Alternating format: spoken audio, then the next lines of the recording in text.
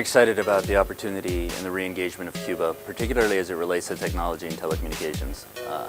So we've gone down to Cuba, we've talked to both their regulators and their operators of networks.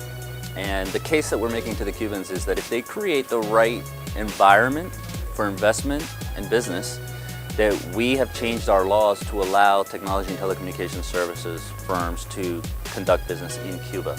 So what we're hoping is that they will consider that and create an enabling environment in which market negotiations and deals can be struck to ensure that Cuba gets the kind of connectivity it needs for its people to reach the broader internet. As it relates to what Spain is doing in Cuba, Spain already has relationships with Cuba.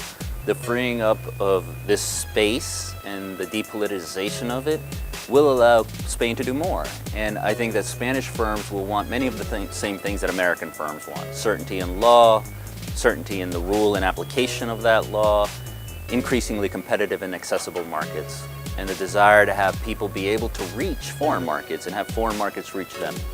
So I think that Spain and the United States can be sending a very similar message to Cuba, and that together we can work with Cuba to achieve what they want as much as what we want, which is to ensure that there is the potential for the use of information and communications technologies for people to reach their God-given potential.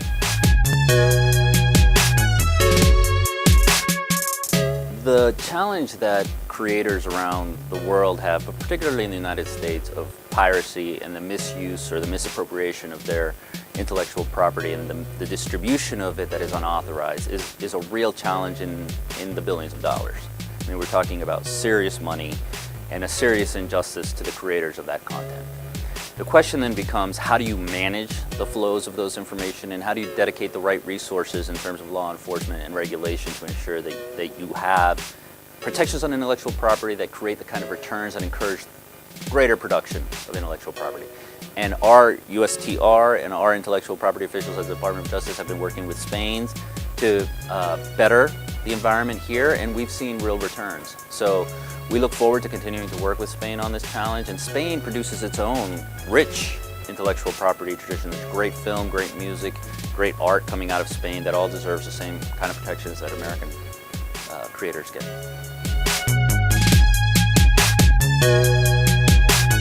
So what we've seen in the telecommunications and technology markets is that what once were siloed companies, that is, a telecommunication company was just a telecommunication company, and a bank was just the bank, and an auto company was just an auto company.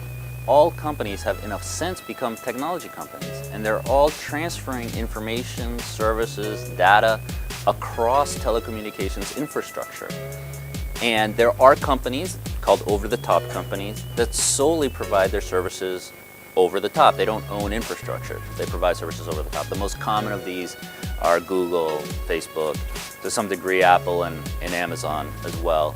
And the relationship between the underlying infrastructure provider and the over-the-top service providers is where you see this space of debate, and whether or not people are getting fair and just returns for their investments.